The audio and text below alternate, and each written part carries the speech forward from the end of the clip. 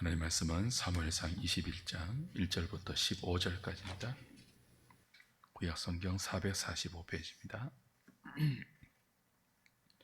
사무엘상 21장 1절부터 15절까지 제가 한 절, 여러분이 한 절 교독합니다.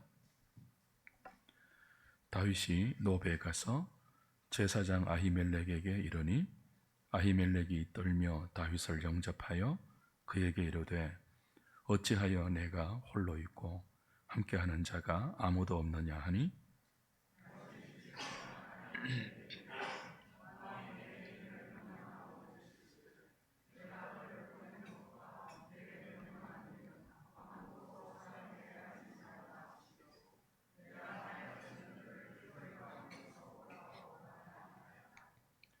이제 당신의 수중에 무엇이 있나이까?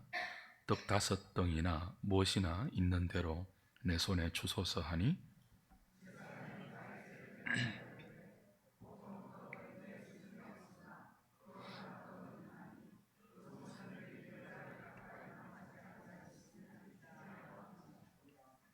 다윗이 제사장에게 대답하여 이르되 우리가 참으로 3일 동안이나 여자를 가까이 하지 아니하였나이다. 내가 떠난 길이 보통 여행이라도 소년들의 그릇이 성결하겠거든 하물며 오늘 그들의 그릇이 성결하지 아니하겠나이까 하매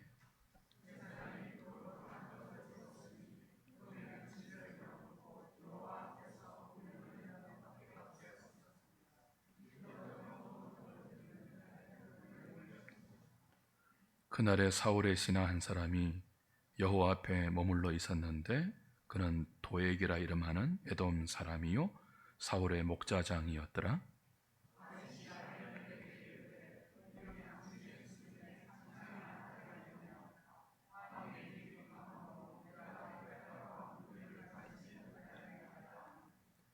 제사장이 이르되 내가 엘라 골짜기에서 죽인 블레셋 사람 골리앗의 칼이 보자기에 사여 에봇 뒤에 있으니 내가 그것을 가지려거든 가지라.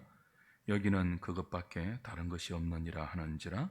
다윗이 이르되 그 같은 것이 또 없나니 내게 주소서 하더라.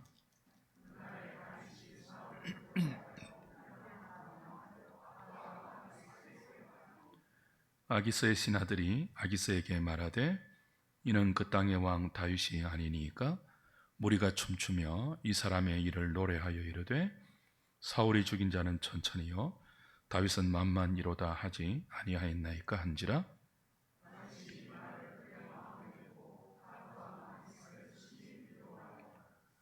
그들 앞에서 그의 행동을 변하여 미친 채 하고 대문짝에 거적거리며 침을 수염에 흘리매 아기스가 그의 신하에게 이르되 너희도 보거니와 이 사람이 미치광이로다.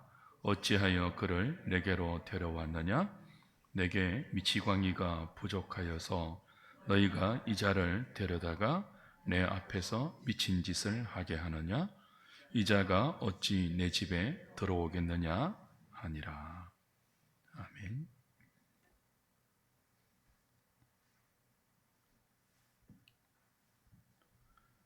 다윗을 향한 사울의 시기와 질투는 그 정도가 갈수록 심해집니다. 악신이 들리기까지 하면서 다윗을 죽이려는 사울의 광기 앞에서 다윗이 할 수 있는 일은 도망치는 것뿐이었습니다. 처음에는 사무엘의 선지 학교가 있는 라마 나요스로 도망갔죠. 그리고 다음에는 오늘 본문에 나오듯이 높 땅의 성막으로 도망을 갑니다. 얼마나 다급하게 도망을 쳤던지 먹을 것도 준비하지 못했고 무기도 제대로 챙기지 못했습니다. 그래서 다윗은 성막을 섬기던 제사장 아히멜렉에게 먹을 것을 요청합니다. 그리고 무기를 구합니다. 아히멜렉은 제사장만 먹을 수 있는 성소의 거룩한 떡 진설병을 다윗에게 주고 그리고 골리앗의 칼, 다윗의 엘라 전투에서 죽인 그 골리앗의 칼을 무기로 제공합니다. 다윗이 아히멜렉에게 얻어서 먹은 떡은 진설병이죠. 그냥 보통 떡이 아니라 진설병밖에 없다 그렇게 말하고 그 성소에 비치된 진설병을 다윗에게 줍니다. 제사장만 먹을 수 있는 거룩한 떡이었죠. 다윗은 제사장이 아니에요.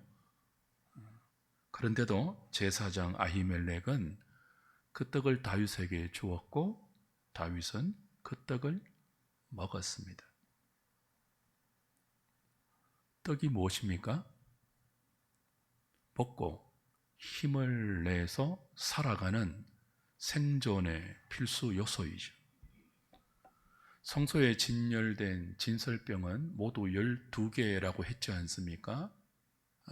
2개로 진열이 되었는데 한쪽에 6개, 또 옆에 한쪽에 6개. 12개로 진열되어 있는 쇼브레드는 12지파 이스라엘을 상징합니다. 그 진설병이 어디에 있죠? 성막에 성소가 있고 지성소가 있지 않습니까? 그 성소에 3가지 기구가 있었죠. 하나는 분향단이고, 하나는 진설병이 있는 떡상이고, 그리고 또 하나는 무엇입니까? 성소를 밝히는 등잔대예요. 그러니까 이 진설병은 성소의 어둠을 밝히는 등잔대의 등불이 비치는 곳에 있습니다. 하나님 앞에 놓여진 이스라엘 12지파가 떡이죠. 그 떡으로 놓여져 있는데 성소의 빛이 등잔대 빛이 비치고 있다고요. 이스라엘 백성은 하나님께서 당신 앞에 진열해 놓은, 당신 앞에 놓아두신 그런 존재입니다. 이스라엘은 하나님께서 하나님 앞에 놓아두면서 하나님이 손수 떡을 먹이는 빛을 비추어서 그들을 하나님의 백성으로 존재하게 하는 그런 거룩한 백성이에요. 하나님 앞에 놓여진, 하나님이 먹이는, 떡은 먹이는 양식이잖아요. 그 떡을 성소의 등잔대가 비치고 있습니다. 하나님의 얼굴에서 자기 백성에게 비추는 은총의 빛을 의미하죠.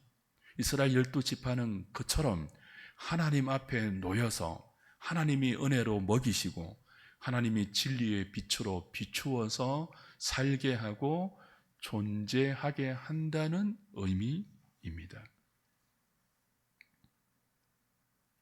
진설병을 안식일마다 교체하죠. 왜 교체합니까? 그냥 일반적으로 생각하면 일주일이 지나면 떡이 부패하고 상할 수 있으니까 그냥 교환한다 그렇게 생각할 수 있는데요, 그것보다는 훨씬 더 영적인 의미가 있죠.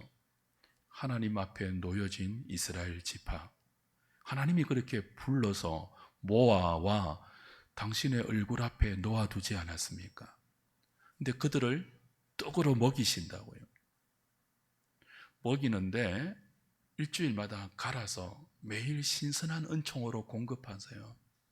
근데 그날이 언제예요? 안식일이죠. 우리 지난번에 보았죠.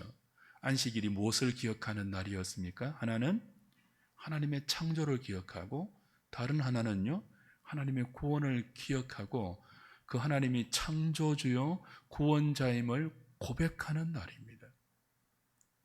그 떡이 단순히 일주일이 지나서 상하니까, 부패하니까 매 안식일마다 갈아주는 정도가 아니라 그렇게 안식일마다 주의 백성들이 자기들을 하나님 앞에 놓아주신 그 하나님이 창조주여, 그 하나님이 구원자임을 기억하고 고백하는 그날마다 새로운 은총으로 먹이시고 새 힘을 주셔서 그들이 이 세상에서 열방의 제사장 나라로 살 수 있도록 매주, 아니 매일 그렇게 매 순간 하나님의 새로운 은총으로 먹이고 비추신다. 뭐 그런 영적 의미가 그 안에 들어있죠.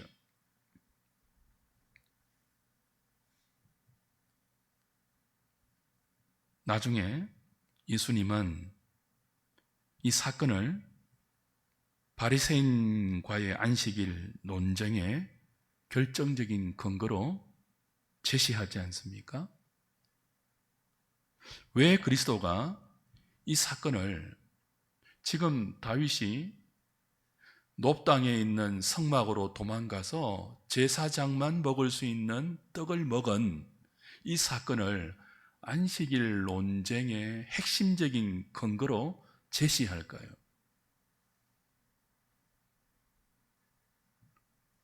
죄가 아니라는 거예요.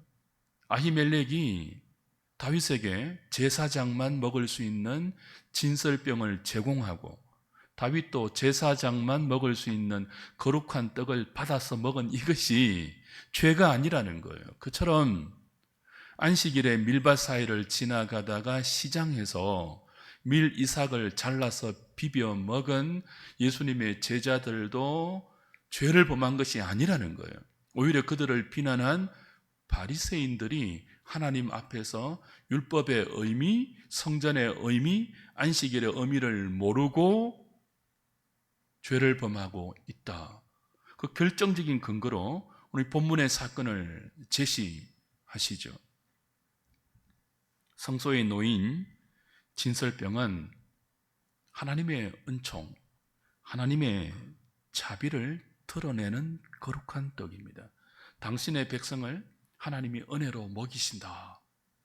이스라엘 12지파는 그렇게 하나님의 은총으로 하나님의 은혜를 먹고 사는 존재이다. 그걸 드러내는 떡이에요. 그래서 제사장이 배고픈 다윗에게 그 떡을 주어서 먹게 한 것은 제사장 규정, 진설병 규정을 어긴 것이 아니라 오히려 그 성소의 기능, 하나님께서 자비로 당신의 백성을 먹이신다는 그 진설병의 의미를 제대로 수행한 것이죠. 왜 제사장만 먹을 수 있는 이 떡을 주어서 그게 아니라고요. 왜 제사장만 먹을 수 있는 그 떡을 네가 감히 먹어서 그게 아니라고요. 그건 원래 그렇게 주어진 떡을 의미한다는 거죠. 하나님의 백성들은 그처럼 하나님의 은총과 자비로만 살 수 있고 존재할 수 있다는 거예요. 그게 진설병, 성소에 놓인 진설병. 당신의 백성을 당신의 은총으로 먹이고 당신의 진리의 빛으로 비추어서 이 땅에 존재하게 한다는 성소의 기능과 그 안에 있는 진설병의 제대로 된 역할이죠.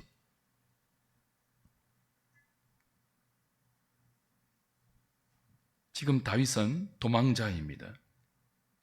고달픕니다. 지쳤습니다. 배가 고픕니다. 힘이 듭니다. 어렵습니다. 죄를 지어서 도망다니는 게 아니잖아요. 사울에게 불손하게 행동한 적도 없잖아요. 하나님의 말씀에 순종해서 하나님의 마음으로 골리앗과 싸웠고 악신에 들려 고통당하는 사울에게 하나님의 자비로 수금을 타서 그를 평온하게 했습니다. 그 뒤에도 계속 이스라엘을 대표해서 블레셋과 계속 싸워왔습니다. 잘못한 일이 없잖아요.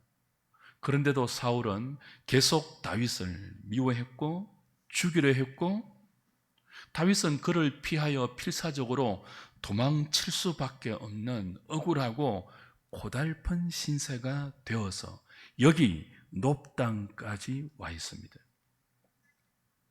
하나님 어떻게 하신다고요? 이런 다윗에게 너 제사장 밖에는 먹을 수 없는 그 떡을 왜 먹었니?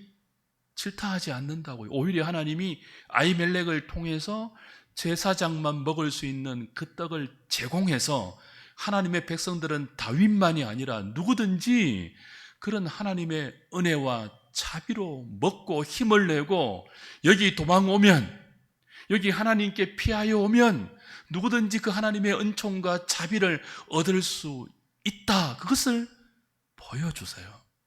제사장 아히멜렉을 통해서. 그러므로 이때 다윗이 먹은 진설병은 그저 육체의 성전을 위한 떡 한 덩이 정도가 아니죠. 그는 하나님의 은총을 먹은 거예요. 하나님의 자비를 먹은 거예요. 우리가 계속 지금 살피고 있는 하나님의 언약적 사랑, 그 책임지는 사랑, 끝까지 언약에 신실한 그 사랑, 헤세드를 먹은 거예요. 그것이 성소의 역할입니다. 그것이 성소 안에 있는 진설병의 의미예요. 하나님 외에는 도망갈 데가 없어서 지치고 굶주린 상태로 이 성막으로 피하여 온 자를 먹이시는 하나님입니다. 먹여서 기운을 차리고 다시 힘을 내게 해서 하나님이 다윗에게 기름 부어 세우신 그 신분과 그 역할과 그 기능을 제대로 감당할 수 있도록 다시 일으켜 세우시는 하나님이십니다. 도망칠 수밖에 없는 절박한 다윗, 잔뜩 움츠러들어서 아무것도 할 수 없는 다윗, 그에게 하나님은 은혜로 먹이십니다. 외면하지 않습니다. 야, 지금 이 거룩한 떡밖에 없어. 네가 먹을 것 여기는 없어. 그러니 다른 데 가. 그렇게 하지 않는 분이에요. 얼마나 급했으면 선지 학교가 있는, 말씀이 있는 사무엘에 있는 그 라마 라요셋에 도망하여 여기 성전의 뿔을 잡기 위해서, 그 뿔을 잡는 자는 도피할 수 있거든요. 최후의 보루로 생각하고 여기 성막이 있는 높당으로까지 도망쳐 왔겠습니까? 얼마나 다급하게 피신해 왔으면 먹을 것도 챙기지 않고 무기도 챙기지 않고 그렇게 왔겠습니까? 그런 다윗을 하나님은 제사장 아히멜렉을 통하여 성전의 진설병이 의미하는 대로, 그 성소의 역할이 의미하는 대로 그를 먹여서 살리는 거예요.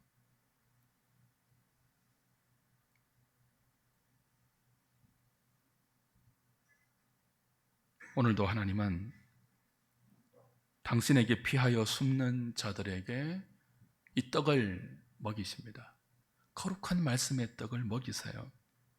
그리고 골리앗의 칼이 상징하는 하나님이 공급하는 능력의 힘을 다시 주십니다.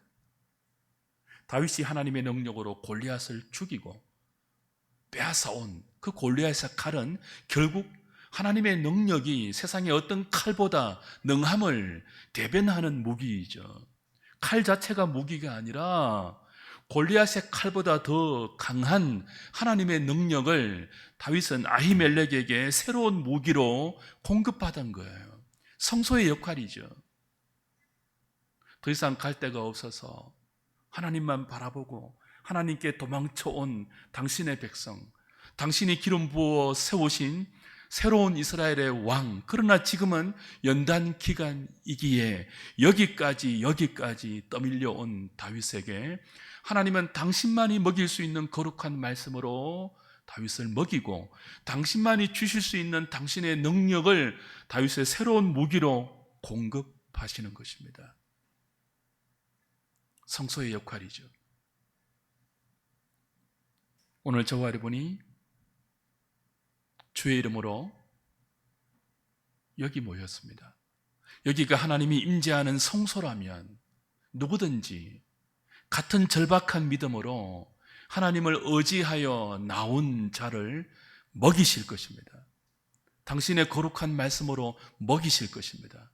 그리고 성소 안에 등잔대에서 나오는 빛으로 그 성소를 밝히고 진설병을 비춘 것처럼 오늘 우리의 영혼에 하나님의 진리의 빛으로 비추실 것이며, 그 모든 것들을 의미하는 하나님의 믿음의 새로운 무기, 골리앗의 칼이 의미하는 세상의 그 어떤 무기보다 강력한 주를 믿는 자에게 주시는 하나님의 전신갑주라는 이 새로운 무기를 우리에게 다시 무장시킬 것입니다.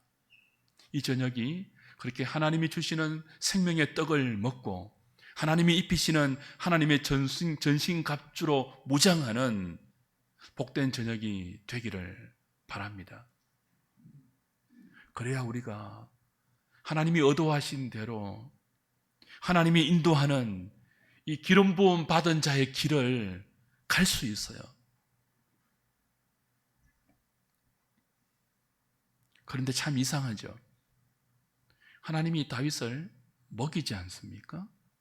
새로운 무기를 주시지 않습니까? 도망치는 다윗을 보호하지 않습니까?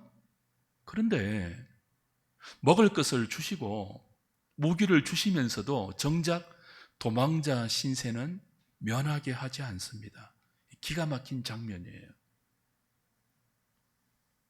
오히려 이 높당의 성막에 누가 있었다고 7절이 이야기합니까? 사울의 신하, 사울의 목자장, 에돔 사람 도액이 있어서 다윗이 여기에 도망쳐오는 것을 보았고 아히멜렉이 다윗에게 진설병을 주고 골리앗의 칼을 준 것을 목격했어요. 사울의 목자장이, 사울의 척근이.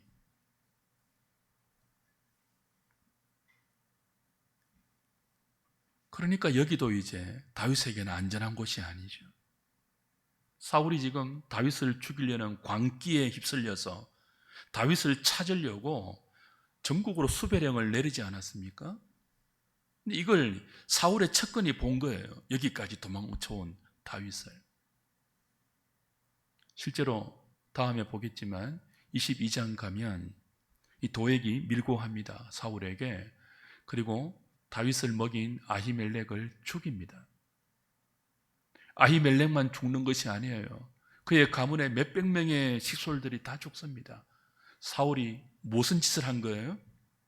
그냥 아히멜렉을 죽인 것이 아니에요. 아히멜렉은 하나님의 자비를 베푸는 대변자 역할을 했습니다. 진설병을 먹여서 하나님 백성이 하나님의 은총 가운데 이렇게 존재한다는 것을 분명히 보여주었습니다. 그 사람을 죽인 거예요. 아히멜렉은 배고프고 고달프고 지치고 하나님 외에는 의지할 다른 방도가 없는 다윗을 아히멜렉이 먹이고 무기를 주어서 살렸습니다. 성소의 기능이 이런 것이다라고 제대로 보여주었습니다. 그런데 사울이 그런 아히멜렉을 죽였다고요.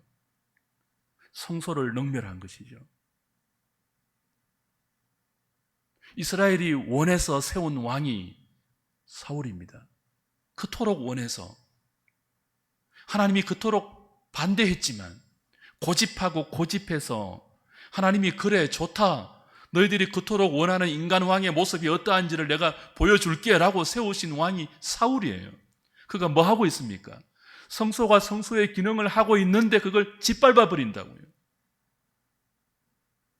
하나님의 헤세드가 진설병을 통해서 새로운 힘을 공급받고 있는 다윗, 그 역할을 하고 있는 제사장 아히멜렉을 죽여서 하나님을 짓밟고 있다고요.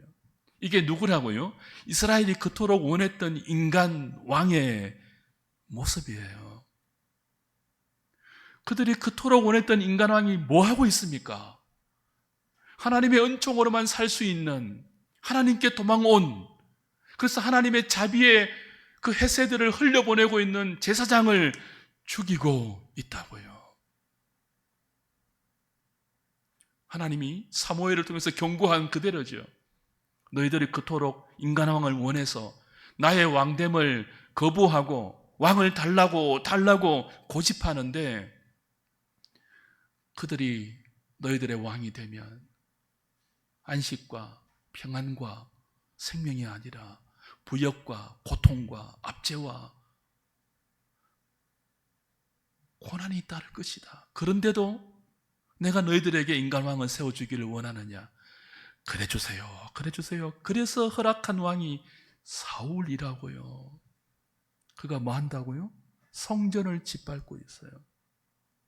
성전에서 하나님의 자비를 흘려보내고 있는 제사장 아히멜렉 일가를 그냥 잔혹하게 죽인다고요. 그래서 이 사실을 목도한 도액이 있음을 다윗이 보았으니까 여기도 안전하지 않겠구나. 또다시 도망갑니다. 이제 이스라엘 안에는 안전한 곳이 없구나. 그래서 어디로 도망가요? 호랑이 입으로 들어갑니다.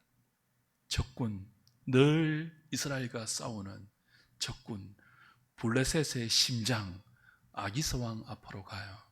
얼마나 도망칠 곳이 없으면 이제는 이스라엘에 더 이상 숨을 곳이 없으니까 여기는 쫓아오지 못하겠지. 적군의 심장부로 간다고요. 가드로 간다고요. 블레셋의 한복판으로 간다고요. 근데 거기서 뭐 합니까? 아기스의 신하들에게 이 나중 가면 이게 이제 아비멜렉이라고 이름이 바뀌는데요. 똑같은 이름이에요. 하나는 인칭 대명사고 하나는 보통 대명사예요. 애굽의 황제를 우리가 총칭으로 바로라고 하잖아요. 그처럼 그렇게 부르는 이름이 또 하나 있고 실제적으로 인물의 이름이 또 하나 있지만 사실은 같은 왕이에요. 아기스나 아비멜렉이 같은 사람이에요. 여하튼 이 아기스의 신하들이 다윗을 알아보죠. 저 사람 다윗입니다. 우리의 원수 다윗입니다. 우리의 대장 골리앗을 죽인, 그래서 이스라엘의 지지를 얻는 이스라엘의 왕 다윗입니다. 자신의 신분이 발각되니까 죽을 위험에 처한 거죠. 그래서 다윗이 어떻게 한다고요? 대문짝에 거스적거립니다. 그리고 수염에 침을 질질 흘립니다. 미친 척을 하죠. 그때는 지금처럼 이런 시대가 아니니까 다윗 이름만 들었지 얼굴을 모를 거 아니에요. 지금은 이렇게 되면 인터넷에 다 그냥 신상이 공개되니까 온 지구촌이 그 사람 다 알아봐요. 근데 그때는 아무리 유명해도요, 얼굴을 몰라요. 근데 탈로가 되었잖아요. 이제는 죽는 거죠. 다윗이 어떻게 살아납니까? 미친 척 합니다. 그래서 아기스가 신하들을 책망합니다.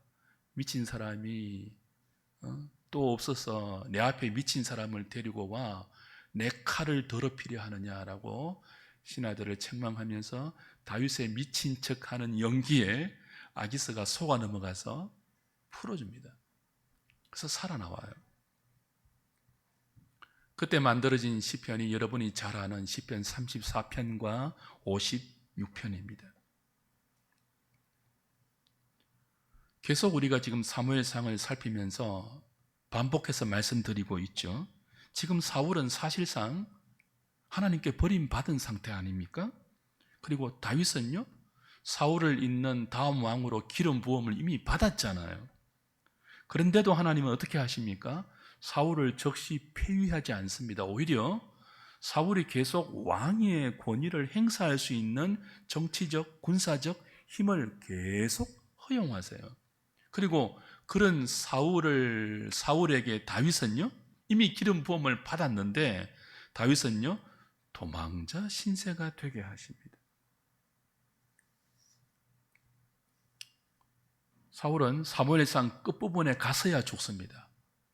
그리고 사울이 죽을 때까지 다윗은 긴 시간을 사울을 피하여 도망치는 고단하고 힘든 도망자의 시간을 보내야 합니다. 왜 그렇게 한다고요? 왜 그렇게 한다고요? 계속 우리가 지금 확인하고 있지 않습니까? 계속 우리가 확인한 그 사실 외에 오늘 본문은 또 다른 하나님께서 그렇게 하시는 이유를 우리에게 가르쳐 주십니다.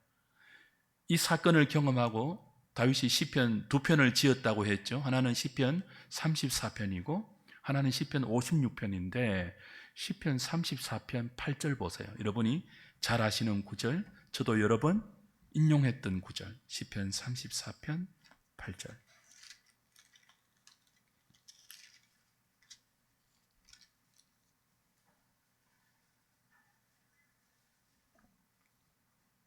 같이 읽어볼까요? 시작.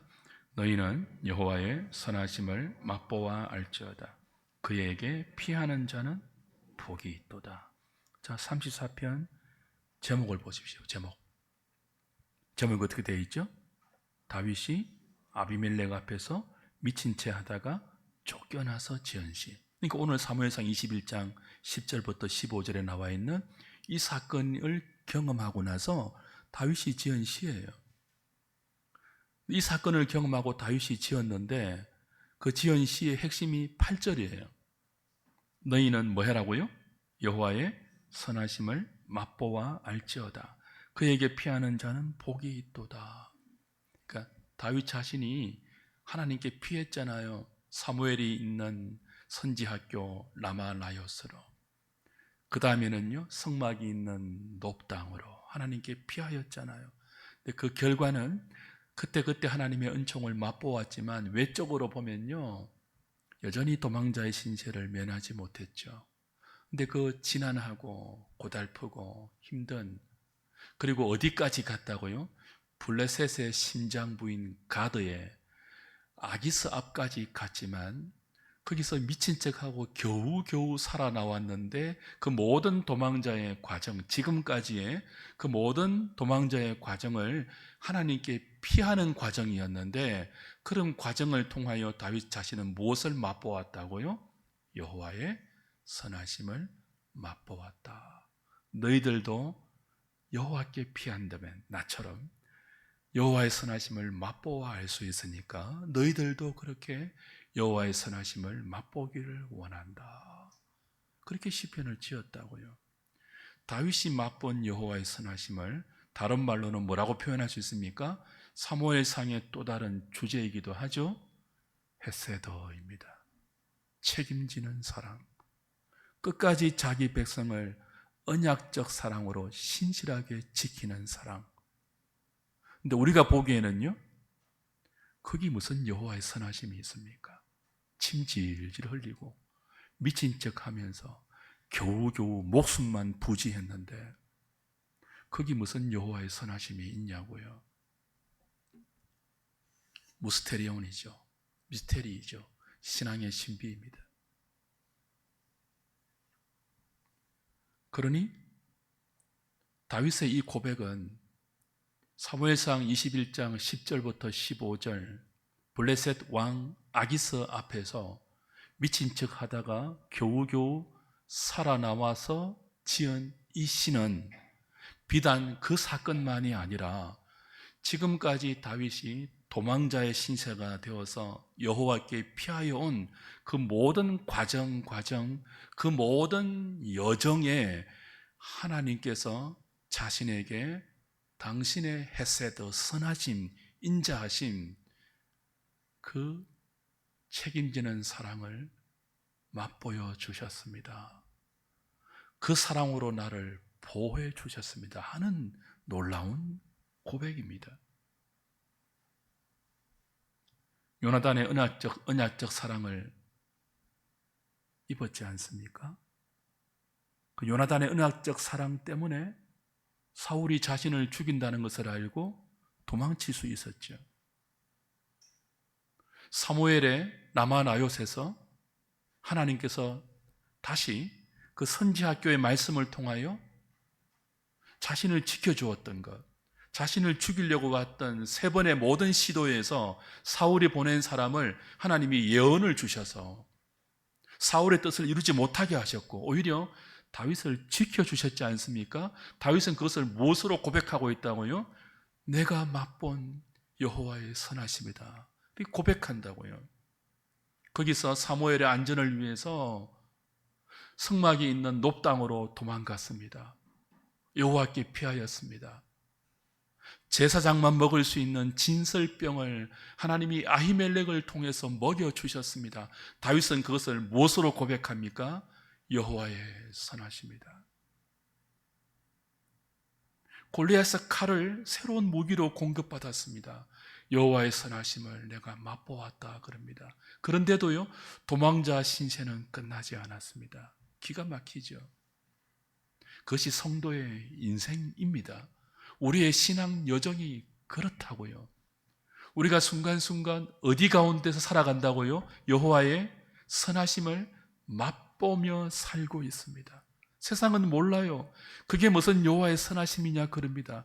끝없이 도망다니고 또 도망다니고 자기 때문에 아히멜렉의 가정이 풍지박산이 나는데요.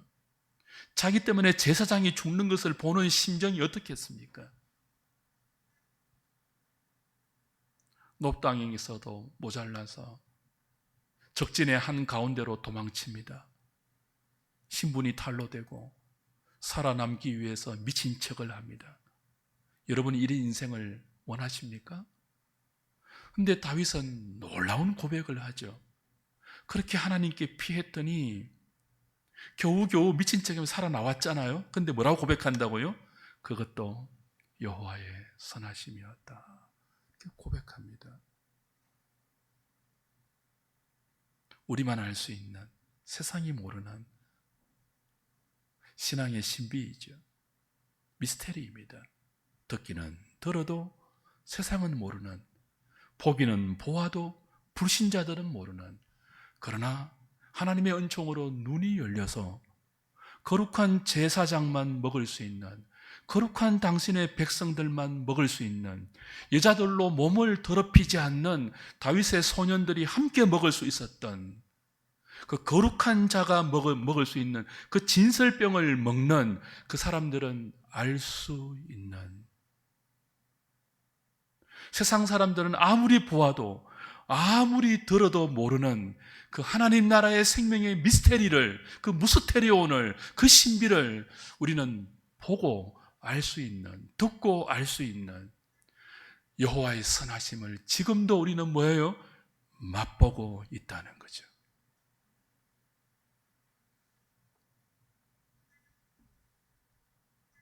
하나님은 그렇게 당신의 선하심을, 당신의 헤세드를 도망치는 다윗의 생애 속에, 도망자의 고달픈 다윗의 여정 속에 한 사건 한 사건 한 사건을 통해서 담아 주십니다.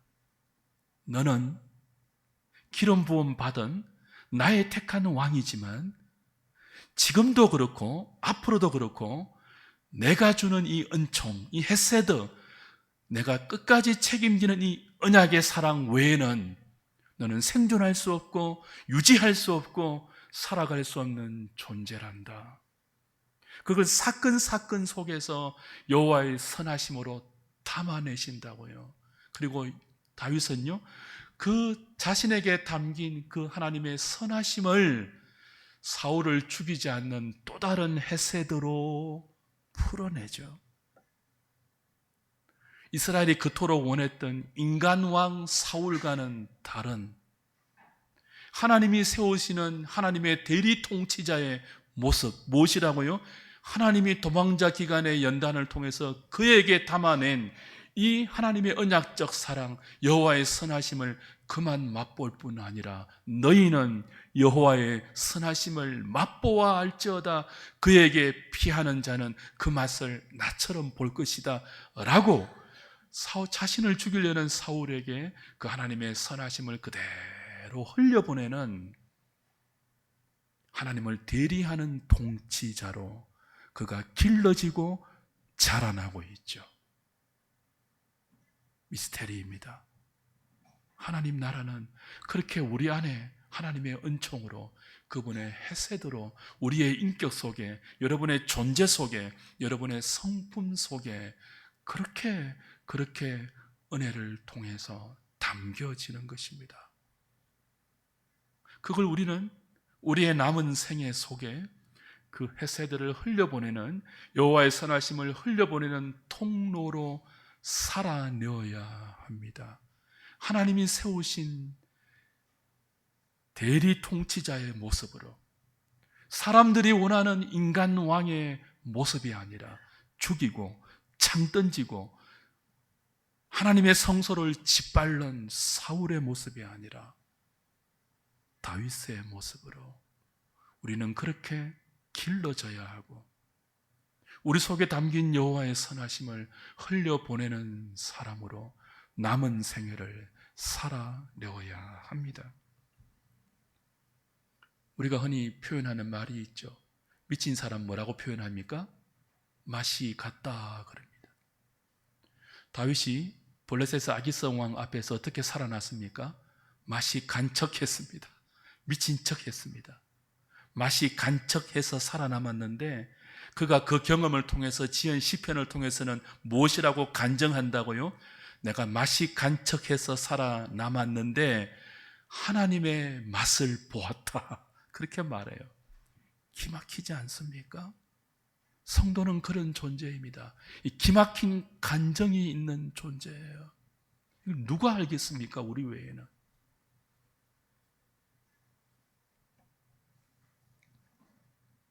저와 여러분이 아니면 누가 여호와의 선하심을 맛보아 알지어다라고 다른 사람에게 말할 수 있겠습니까? 여러분 어떻습니까? 예수를 몇 년 믿으셨어요? 예수 믿으면서 이런저런 일을 경험했죠. 하나님께 많이 피하셨죠. 기도로 피하고 묵상으로 피하고 그때 하나님은 여러분에게 아히멜렉을 통해서 다윗을 진설병으로 먹이듯이 하나님의 은총으로 그 얼굴빛에 진리의 빛으로 여러분을 먹여서 지금까지 양육해 왔습니다.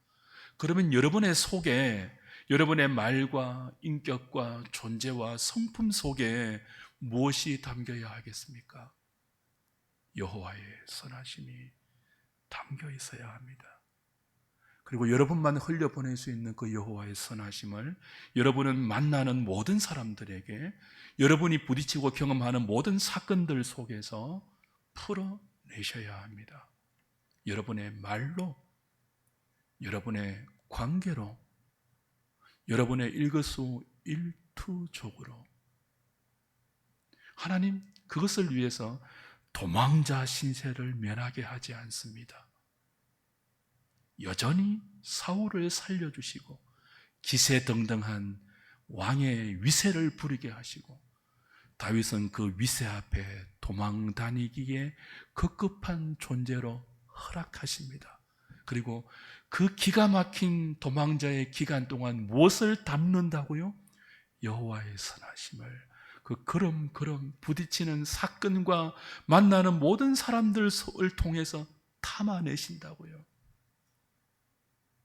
우리의 존재가 그러합니다. 그걸 지금 담고 있습니다. 저와 여러분들에게. 잘 담으십시오. 무엇을요? 세상의 흉폭함 말고요. 독해야 살아남아, 그거 말고요. 칼의 노래 말고요. 목자의 노래 담으세요. 여호와의 선하심을 여러분이 경험하고 있다면, 여러분이 하나님의 자비를 생명의 떡으로 마신 적이 있다면, 먹은 적이 있다면, 진리의 비추심으로 여러분의 영혼이 밝아진 적이 있다면, 나의 연약함과 우리가 얼마나 변합니까? 맛이, 우리의 맛이 얼마나 자주 변해요. 미친 사람처럼. 그러나 하나님은 영원히 변하지 않는 선하심으로 우리를 먹이시죠. 헤세드. 그걸 경험하셨다면 여러분이 이제 헤세드의 사람으로 존재하셔야 됩니다.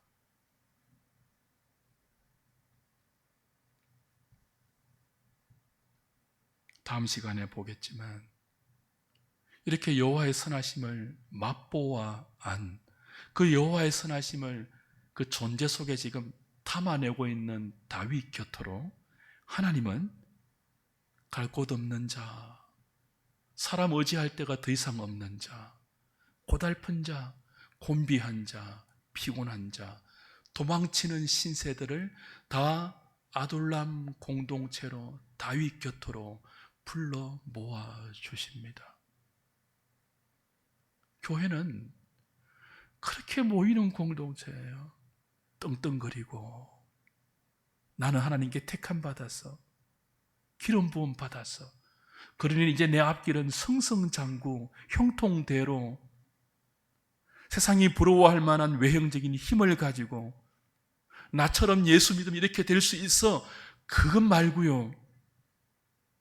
억울하지만 도망다니지만 이제 내 인생은 하나님 외에는 피할 곳이 없는 존재로, 그래서 하나님이 공급하시는 여호와의 선하심을 날마다 경험하고 그 여호와의 선하심만 의지해서 살아가는 이 세상에서는 볼 수 없는 주의 백성의 독특한 맛을 내는 그런 존재로 우리는 여기 새로운 신약 아둘람 공동체 주의 몸된 교회로 모여 독특한 맛을 내는 소금이 되고 그 진리의 빛으로 세상을 밝히는 빛이 되는 것입니다.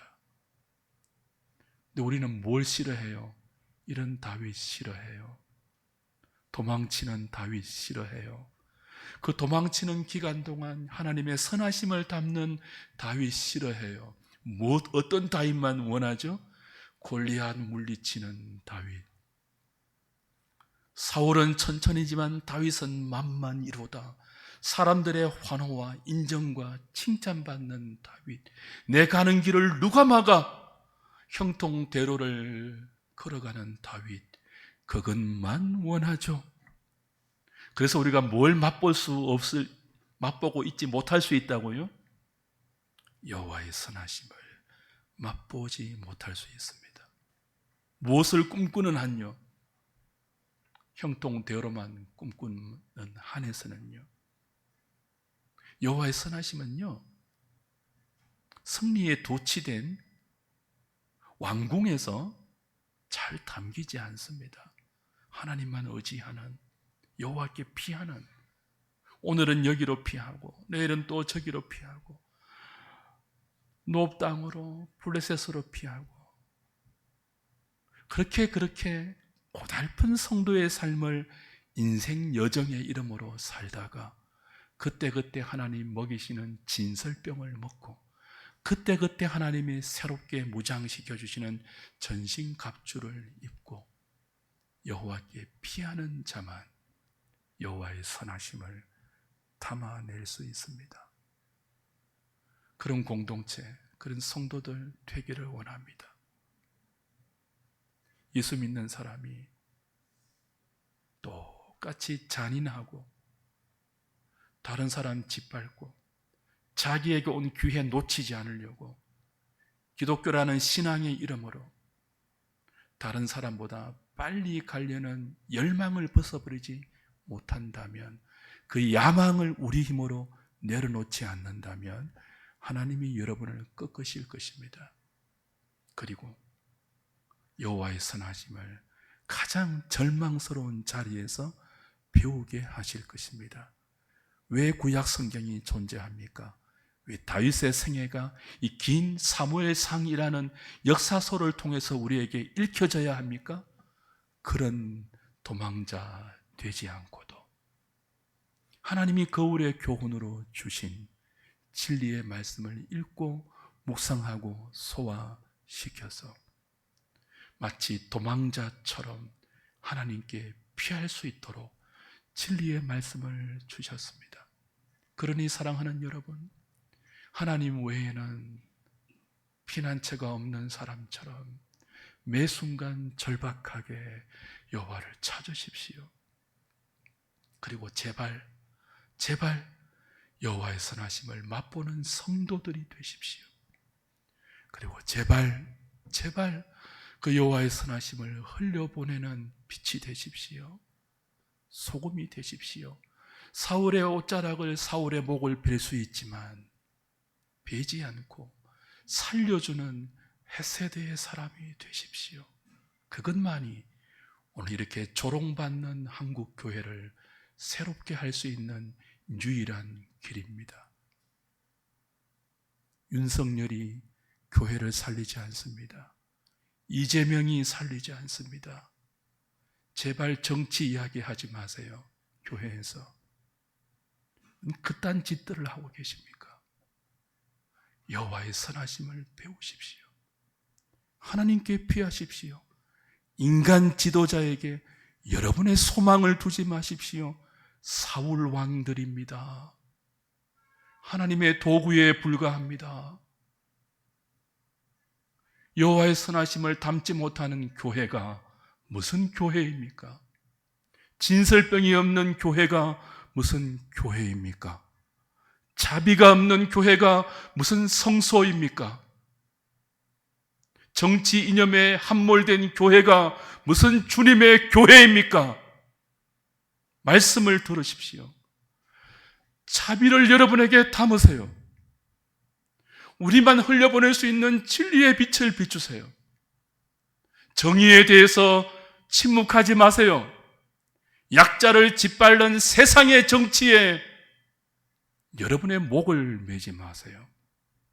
무슨 진보가 있습니까? 교회 안에. 무슨 보수가 있습니까? 교회 안에. 무슨 전라도가 있고 경상도가 있습니까? 교회 안에. 이렇게 욕을 들어먹고 있는데도 교회가 아히멜렉을 죽인 사울처럼 되어 있다면 촛대를 옮길 것입니다. 정신 차려야 합니다.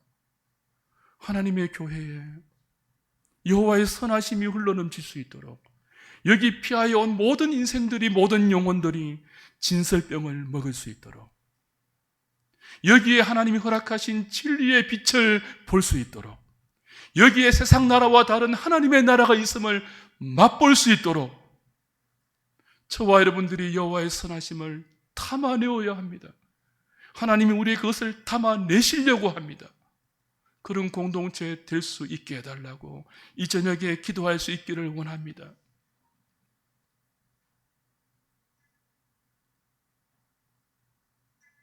이 시대에 버림받는, 조롱받는, 손가락질받는 교회는 우리 시대로 족합니다. 우리의 후배들에게, 우리의 젊은이들에게, 우리의 자식들에게 이제는 존경받는, 사람들이 정말 교회 가면 달라질 수 있다는 신뢰받는 그런 교회로 다시 회복시켜서 그 공동체를 그들에게 물려주게 해달라고 이 저녁에 엎드려 기도하는 저와 여러분 되었으면 좋겠습니다. 찬송하고 기도하겠습니다.